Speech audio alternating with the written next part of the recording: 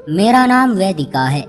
मेरे सास ससुर के सिर्फ 2 ही बेटे थे, जिनमें से एक मेरे पति से छोटा यानी मेरा देवर आकाश था। मेरी शादी को अभी 1 साल ही गुजरा था कि मेरे देवर ने दूसरे मुल्क में रहते हुए ही एक लड़की से शादी कर ली। इस बात पर हमारे परिवार में बहुत ड्रामा बना कि उसने किसी को बताए बिना ही वहां पर लड़की भी पसंद कर ली और उससे शादी भी कर ली। जब भी कहते कि वापस क्यों नहीं आते तो कहता था कि काम बहुत ज्यादा है। वो एक होटल में काम करता था, उसके बिना कौन सा होटल बंद हो जाता। खैर, जितने मुंह उतनी बातें। वक्त गुजरता रहा। फिर उनके यहाँ एक बेटी पैदा हो गई, जिसके फोटो उसने व्हाट्सएप पर भेजे थे, लेकिन फिर भी वो वापस नहीं आ रहा था। हमारे घर में हर टाइम यही बात होती रहती थी। इसी तरह साल गुजरते गए, यहाँ तक कि उसकी बेटी 15 साल की हो गई। फिर उसने अचानक कहा कि अब हम लोग इंडिया वापस आ रहे हैं। मेरी सास तो गुस्से में थी, लेकिन बेटे की वापसी के बारे में सुनकर माँ का दिल भर आया। आखिर माँ तो माँ होती है। जब वो लोग वापस आए तो आकाश को देखकर सब हैरान हो गए। जब गया था तो बिल्कुल जवान और खूबसूरत था, और अब ऐसा लग रहा था जैसे जिंदगी की बहुत बहारें देखकर बूढ़ा हो गया है। लेकिन उसकी पत्नी बहुत ज्यादा खूबसूरत थी। लगता ही नहीं था कि 15 साल की बच्ची की माँ है। इस कदर खूबसूरत और देखने में बहुत ज्यादा जवान लगती थी। उसका कद बहुत लंबा था। उसने पैंट शर्ट पहन रखी थी। सब कह रहे थे कि बाहर के देश से आई है तो इसी तरह के कपड़े पहनेगी। अपनी देवरानी को देखकर तो मैं जलकर राख ही हो गई थी। मेरे दिल में उसके लिए कोई नफरत नहीं थी, लेकिन वो इस कदर खूबसूरत और एक बच्ची की माँ भी थी, लेकिन फिर भी इतनी प्यारी लगती थी। ऊपर वाले ने मुझे 2 बेटे दिए थे, लेकिन मेरा हाल तो पहले बेटे पर ही ऐसा हो गया जैसे मैं 2 नहीं बल्कि 10 बच्चों की माँ हूँ। खैर, वो अच्छी थी और उसके साथ मेरी बातचीत भी अच्छी चल रही थी। उनको कमरा दे दिया गया और मेरे देवर ने कहा कि अब हम लोग यहीं पर रहेंगे। मेरी सास ने बाद में उनको मीठे मीठे ताने दिए कि सारी जिंदगी परदेश में गुजार दी और अब यहाँ पर आ गया है। वो साल तो वापस नहीं आएंगे ना जो हमने तेरी जुदाई में गुजारे। बिना बताए तुमने शादी कर ली और अपनी पोती को अब देख रहे हैं हम, जब वो जवान हो गई है। 2-3 साल बाद उसकी शादी हो जाएगी। हमने तो उसके साथ वक्त ही नहीं गुजारा। मगर मेरे देवर के पास हर सवाल का एक ही जवाब होता था कि मैं बहुत ज्यादा बिजी था, काम छोड़कर नहीं आ सकता था। मेरी सास ने गुस्से में कह दिया कि वेटर बनकर फिरता रहा है वहां पर। वेटर का ऐसा कौन सा काम होता है जो तू छोड़कर नहीं आ सकता था। देवर को भी गुस्सा आ गया कि अब वापस आ गया हूँ तो क्या बातें ही सुनाओगी, कहती हो तो वापस चला जाता हूँ। फिर उसने कहा कि मुझसे बहुत बड़ी गलती हो गई, मुझे माफ कर दीजिए माँ। सास ने माफ कर दिया। वो भी घर में सुकून से रहने लगे। घर बहुत बड़ा था। मेरा देवर यूं तो वेटर था, लेकिन वो हमेशा बहुत ही ज्यादा पैसे भेजा करता था। उसके वहां होते हुए ही हम लोगों ने ये घर बनाया था। उस घर में उसका हिस्सा भी था। फिर से हम लोग एक साथ खुशी खुशी रहने लगे। लेकिन फिर मैंने घर में अजीबो गरीब बातें नोट की, जैसे कि मेरी देवरानी कभी भी रात का खाना हम सबके साथ नहीं खाती थी। जब देवर से पूछते थे कि क्या बात है, वो कहाँ पर है, उसको खाना नहीं खाना क्या, तो वो कहता था कि अपने कमरे में ही खाना खा लेगी। मेरी सास कहती कि भला ये क्या बात हुई, क्या कोई नई नवेली दुल्हन है, उसकी शादी को 17 साल होने वाले हैं, हमारे साथ बैठकर खाना खा लेगी तो क्या हो जाएगा। पर मेरा देवर पता नहीं छोटी छोटी बातों पर बहुत गुस्सा हो जाता था। कहता था कि उसे इस माहौल की आदत नहीं है। यूं तो वो भी हिंदू थी और उसके माँ बाप भी इंडिया के ही थे, लेकिन शायद बाहर के माहौल को कुछ ज्यादा ही उसने सर पर सवार कर लिया था। मगर फिर एक दिन ये पता चला कि मेरी देवरानी रात को घर पर नहीं होती है, क्योंकि मैं एक दिन उसके कमरे में कुछ लेने के लिए गई तो वो वहां पर नहीं थी। उसकी बेटी से पूछा तो उसने डर कर कहा कि मामा बाथरूम में है। पर जाते जाते मैंने देखा कि बाथरूम का दरवाजा खुला हुआ था। बाथरूम में कोई भी नहीं था। यानी रात होते ही मेरा देवर अपनी पत्नी को कहीं गायब कर देता था। और अभी उनको इंडिया आए हुए 1 महीना ही हुआ था। जाहिर सी बात है कि यहाँ पर उसका कोई कारोबार नहीं था। जब बाहर से लोग आते हैं उनके पास पैसे होते हैं, लेकिन पैसे खत्म होने में देर कितनी लगती है। बाहर देश से आकर उन्होंने अपने कमरे के लिए भी काफी सारी चीजें खरीदी थी। उसके पास बहुत सारे पैसे थे। एक दिन सुबह सुबह मेरा पति और सास बैठकर बातें कर रहे थे कि बहुत ज्यादा महंगाई हो रही है। पहले तो हम महीने भर का सौदा एक साथ ले आते थे, अब तो लगता है कि एक हफ्ते का सौदा ही लेना पड़ेगा। कब तक हफ्ता गुजर जाएगा, फिर बाद में देखेंगे। तो मेरे देवर ने कहा कि महीने का ही सौदा लेंगे। उन्होंने कहा कि हमारे पास इतने पैसे नहीं हैं। तो मेरे देवर ने उनके सामने पैसों का ढेर लगा दिया और कहा कि एक नहीं 2 महीनों का सौदा लेकर आओ। मैं हैरान थी कि ये लोग बाहर के देश से आए थे और यहाँ आकर खर्च भी बहुत कर चुके थे, लेकिन अभी भी उनके पास इतने पैसे कैसे बच सकते थे। बाहर से तो और भी लोग आते हैं, उनके पास तो इतने पैसे नहीं होते हैं। कौन सा ये लोग अमेरिका में थे, डॉलर कमाकर तो नहीं लाए थे ना। खैर, पैसे आ रहे थे तो क्या किया जा सकता था। लेकिन मेरे दिमाग में बार बार यही ख्याल आ रहा था कि मेरी देवरानी रोज रात को कहाँ जाती थी। एक दिन तो मैं देखकर हैरान ही रह गई कि मेरी देवरानी के पास दुल्हन का जोड़ा था, जिसको वो अलमारी से निकालकर इस्त्री कर रही थी। रात के 8 बजे का वक्त था। उसको दुल्हन बनकर क्या करना था। फिर मैंने सोचा कि शायद अपने पति के लिए दुल्हन बन रही होगी, लेकिन वो दुल्हन बनकर वहां से गायब हो गई और घर में कहीं भी नहीं थी। मैं फिर कोई बहाना बनाकर उसके कमरे में गई। इस बार भी उसकी बेटी ने कहा कि मम्मी बाथरूम में है, जबकि मुझे अच्छी तरह पता था कि झूठ बोला जा रहा है। मेरी देवरानी रात को दुल्हन बनकर कहाँ गई थी, ये क्या हो रहा था। उनके पास इतने सारे पैसे थे। मेरे दिमाग में तो यही बात आ रही थी कि ये सारे पैसे मेरी देवरानी कमा रही है, और औरत इतने सारे पैसे सही तरीके से कमा ही नहीं सकती थी। कोई ना कोई गड़बड़ जरूर थी। एक दिन देवरानी किचन में खड़ी थी और मुझे कहा कि मेरी बेटी के लिए भी बर्गर बना दो, उसे बहुत पसंद है। मैंने कहा कि खुद बना लो, मुझे देर हो रही है, सामान यहीं पर रखा है। उसने कहा कि मुझे बनाना नहीं आता। मैंने कहा कि क्या मतलब। तो उसने कहा कि मैंने कभी खाना बनाया ही नहीं। वो बड़े आराम से सारी बातें कर रही थी। इसके अलावा भी उसे घर का कोई काम नहीं आता। उसे अपनी बेटी के बाल तक बनाने नहीं आते थे। उसकी बेटी मेरे पास आ जाती थी। मेरी भी कोई बेटी नहीं थी, इसलिए मुझे बहुत अच्छा लगता था। कहने लगी कि आप मेरे बहुत प्यारे बाल बनाती हैं। आप मेरे बाल बनाती हैं तो मुझे ऐसा लगता है कि मैं किसी महल की प्रिंसेस हूँ। मेरी मम्मा को इतने प्यारे बाल बनाने नहीं आते हैं।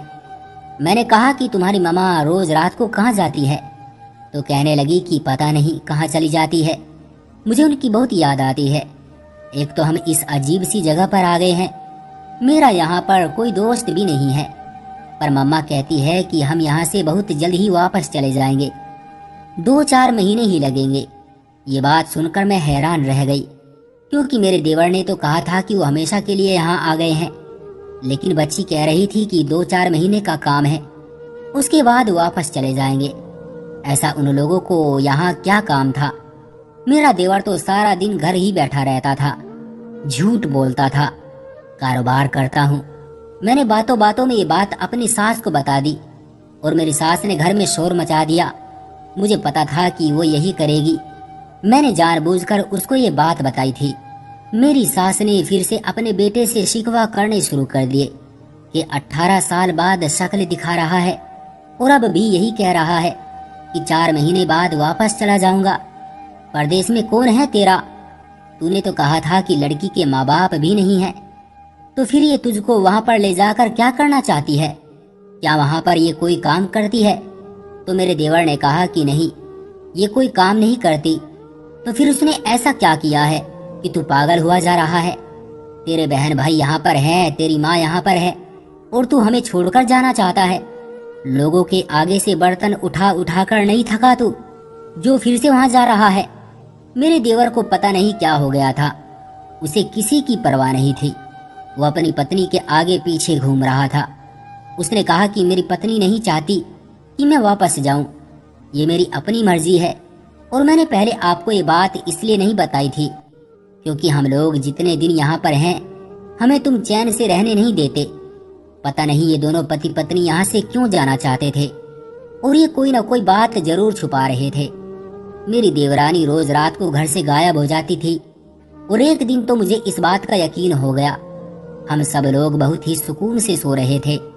अचानक बहुत तेज भूकंप आया। सब लोग घर से बाहर निकल आए और सहन में आ गए, लेकिन मेरी देवरानी बाहर नहीं आई। मेरी सास ने अपने बेटे को कहा कि बहू को भी बाहर लेकर आओ। उसे क्या अंदर मरने के लिए छोड़ दिया है? अगर उसे कुछ हो गया, कहीं उस पर छत ही न गिर जाए। तो पहले तो मेरे देवर के पास कोई जवाब नहीं था। फिर कहने लगा कि वो गहरी नींद सो रही है। ये क्या बात हुई? तो खुद बाहर आ गया है और अपनी पत्नी को वहीं छोड़ आया। क्या तुम्हारी लड़ाई हुई है बहू से, जो उसको मौत के मुंह में छोड़कर आ गए हो? मेरा देवर ऐसे खड़ा था कि टस से मस नहीं हो रहा था। मेरी सास ने मेरे पति को कहा कि जाओ तुम छोटी बहू को बाहर बुला कर लाओ। मेरा पति जाने लगा तो उन्होंने कहा कि रहने दो, बस भूकंप रुक गया है, आप लोग भी अंदर चलिए। इस तरह तो होता ही रहता है, कोई घर नहीं टूटता। हम सब हैरान थे कि उसको अपनी पत्नी की कोई परवाह नहीं है। इतना तेज भूकंप था कि सारा मोहल्ला बाहर आ गया और ये अपनी पत्नी को अंदर छोड़ आया। उस पत्नी को जिससे उसने पसंद की शादी की थी और जिसके लिए हम सब की बात तक नहीं मानता था। मैं समझ गई थी कि ये झूठ बोल रहा है। उसकी पत्नी घर में थी ही नहीं। अगर उसकी पत्नी घर में होती तो ये कभी भी उसको छोड़कर बाहर नहीं आता। मेरे पति से पसंद की शादी नहीं थी। हम लोग झगड़ा भी बहुत करते थे और हम एक दूसरे को ज्यादा पसंद भी नहीं करते थे, लेकिन फिर भी मेरा पति कभी भी मुझे ऐसी हालत में छोड़कर खुद बाहर नहीं भागता। रात का वक्त था तो मुझे मेरे देवर के कमरे से किसी के रोने की आवाजें आने लगी। कोई लड़की रो रही थी। ये तो उसकी बेटी की आवाज थी। मैं अंदर चली गई कि ऊपर वाला रहम करे, क्या हो गया है। मैंने देखा कि वो छोटी सी बच्ची बेचारी रो रही थी। मैंने पूछा क्यों रो रही हो, क्या हो गया है? तो कहने लगी मम्मी नहीं है, मुझे बहुत डर लग रहा है। पापा को किसी का फोन आया था, वो फोन सुनते सुनते बाहर चले गए, अभी तक वापस नहीं आए। मैंने उससे कहा कि तुम मेरे कमरे में जाकर सो जाओ, वहाँ तुम्हारे भाई भी हैं, लेकिन तुम्हारी मम्मी कहाँ गई है? तो उसके मुंह से निकल गया कि मेरी मम्मी तो मिशन पर गई है। मैंने कहा क्या क्या मतलब, कौन से मिशन पर गई है? मुझे इसकी बातें समझ नहीं आ रही थी। वो वैसे ही मासूम सी थी, उसे किसी बात का पता नहीं होता था। सारी जिंदगी बाहर के देश में रही थी। यहाँ आकर उसका दिल बहुत परेशान रहता था और वो वापस जाना चाहती थी। कहने लगी कि वो इसी घर में मिशन पर गई है, साथ वाले कमरे में। मैं हैरान हो गई क्योंकि साथ वाला कमरा तो मेरे ससुर का था और वो इस दुनिया से जा चुके थे। इसलिए मेरी सास भी अब दूसरे कमरे में सोया करती थी। ये कमरा तो काफी सालों से बंद था। फिर वहां पर मेरी देवरानी क्या कर रही थी? मैंने उस बच्ची को अपने बेटों के कमरे में भेज दिया। वैसे भी वो उस टाइम बैठे कोई वीडियो गेम खेल रहे थे। सोचा कि उसका भी दिल बहल जाएगा और खुद ससुर के कमरे की तरफ चल पड़ी। वहां जाकर देखा तो हैरान हो गई, उसका दरवाजा खुला हुआ था, जबकि यहाँ पर तो हम लोग ताला लगाते थे। घर का कोई फालतू सामान भी यहाँ रख देते थे। मेरी सास भी कहती थी कि मेरे ससुर के जाने के बाद मेरा उस कमरे में रहने का दिल नहीं करता, उनकी याद सताती है। वो दूसरे कमरे में रहती थी, लेकिन जब मैंने उस कमरे की खिड़की से झांक कर देखा तो हैरान रह गई। अंदर तो मेरे ससुर जैसा ही कोई बूढ़ा इंसान खड़ा था। उसका चेहरा दूसरी तरफ था, इसलिए मुझे उसका चेहरा नजर नहीं आ रहा था, लेकिन उसके सफेद बाल थे। उसने पेंट कोट पहन रखा था। एक पल को तो ऐसा लगा कि मेरे ससुर ही खड़े हैं, लेकिन ऐसा कैसे हो सकता था? वो इस दुनिया में नहीं थे। मेरी देवरानी भी वहीं पर थी और वो दोनों आपस में इस तरह बात कर रहे थे कि जैसे कोई बड़ी जरूरी बात कर रहे हो। मैं भी कमरे में अंदर चली गई और वो मुझे देखकर घबरा गए। मैंने कहा कि कौन हो तुम और यहाँ पर क्या कर रहे हो? पता नहीं कौन था, सामने से इंग्लिश बोलने लगा। मुझे इंग्लिश नहीं आती थी। उसने मेरी देवरानी से इंग्लिश में कोई बात की और वहां से दुम दबाकर भागने की कोशिश करने लगा, लेकिन मेरी देवरानी ने उसे हाथ से इशारा करके भागने से रोक लिया। मैंने कहा कि कौन हो तुम और इस टाइम हमारे घर में तुम्हारा क्या काम है और अंदर किस तरह आए हो तुम? मैं बोलती रही तो मेरी देवरानी ने आकर मुझे रोका। बस कर दो भाभी, क्या हो गया है आपको? मैंने कहा कि तुम्हें क्या हो गया है? क्या थोड़ी शर्म है तुम में? रात के इस वक्त तुम इस बंद कमरे में गैर आदमी के साथ अकेले में क्या कर रही हो? क्या काम है तुम्हारा यहाँ पर? और कौन है ये? मेरी देवरानी ने अपना सर पकड़ लिया और फिर उसने मुझे एक बात बताई जिसे सुनकर मैं हैरान रह गई। उसने कहा कि मैं इंडियन गवर्नमेंट की एक जासूस हूँ और यही काम करती हूँ, मगर किसी को ये बात पता नहीं है। आपके देवर ने मुझसे भले ही मोहब्बत की शादी की है, लेकिन इसके लिए मैं अपना काम, अपना फर्ज तो कुर्बान नहीं कर सकती थी, इसलिए मैं वहीं पर रही। मैं अभी इंडिया वापस नहीं आना चाहती थी क्योंकि मेरा काम ही इस तरह का था। फिर मुझे यहाँ का एक प्रोजेक्ट मिल गया जो बहुत गंभीर था। मैंने अपने पति से कहा कि इंडिया चलते हैं, तुम्हारे घर वालों से भी मिल लेंगे, लेकिन मेरा काम ऐसा है कि मुझे जासूसी करने रात को ही जाना पड़ता है। मैं अलग अलग भेष बदल कर जाती हूँ। एक बार तो मुझे एक शादी में जाना था, इसलिए मैं दुल्हन के जोड़े में गई ताकि कोई मुझे पहचाने ना। मुझे पता था कि उस दिन भी आपने मुझे देख लिया था, लेकिन मुझे ये नहीं पता था कि आप इस तरह हमारे पीछे पड़ जाएंगी। जासूसी के फील्ड में काम पूरा होने पर गवर्नमेंट हमें सैलरी के साथ साथ इनाम की रकम भी देती है, इसलिए हमें कभी पैसों की कमी भी नहीं हुई। आपका देवर बहुत अच्छा है, मेरे काम में मेरा साथ देता है। मेरे फर्ज को निभाने के लिए उन्होंने अपनी सारी जिंदगी मेरे नाम कर दी। वो वहाँ पर कोई खास काम नहीं करते, बस उनका छोटा मोटा कारोबार है। सच कहूँ तो वहाँ बस मेरे लिए रहते हैं, क्योंकि मैं वो इलाका नहीं छोड़ सकती थी। आप मुझे मेरा फर्ज निभाने दें, मेरे फर्ज के रास्ते में मत आओ। बस आप ये समझे कि हम लोग जागते हैं तो आप लोग सुकून से सोते हैं। ऐसा ही हमारा काम है। मुझे अपनी देवरानी पर बहुत फख्र हुआ कि वो इतना अच्छा काम करती है। मैंने उससे माफ़ी मांगी और कहा कि मैं आइंदा तुम्हारे मामले में नहीं बोलूँगी, और अगर तुम कहीं गई होगी तो पीछे से सारा मामला मैं संभाल लिया करूँगी। तुम बहुत अच्छा काम कर रही हो, तुम बहुत बहादुर हो। तभी तो वो इतनी ज़्यादा खूबसूरत थी, क्योंकि उसका काम ही ऐसा था। उसे अपने आप को बहुत ही खूबसूरत और फिट रखना होता था। इसके बाद मैं उसके काम के बीच में नहीं बोली। कुछ दिनों बाद उनका प्रोजेक्ट पूरा हो गया और उन्हें फिर से दुबई वापस जाना था। तब तक मैंने भी अपनी सास को समझाया कि उनको जाने दे, उनकी अपनी जिंदगी है। फिर वो लोग वापस चले गए, लेकिन खुशी इस बात की है कि कम से कम अब वो अपनी फैमिली से तो मिलने आते रहते हैं। कभी कभी शक इंसान को कहां से कहां ले जाता है, और कभी सोचती हूँ तो खुद पर शर्मिंदगी होती है कि मैं कैसे उसके पीछे पड़ गई थी और न जाने उसके बारे में क्या क्या सोच लिया था। मैंने उससे माफ़ी भी मांगी, उसने मुझे फौरन माफ़ कर दिया। उसके बाद मैंने भी ये आदत छोड़ दी। अब मैं किसी के मामले में नहीं बोलती हूँ और अपने काम से काम रखती हूँ। तो दोस्तों, ये थी हमारी आज की कहानी। उम्मीद करते हैं आपको पसंद आई होगी। आपका क्या कहना है इस कहानी के बारे में कमेंट करके ज़रूर बताएं, और चैनल को सब्सक्राइब कर लीजिए ताकि आने वाली वीडियो आपको तुरंत मिले। मैं मिलता हूँ आपसे अगली वीडियो में, तब तक के लिए धन्यवाद।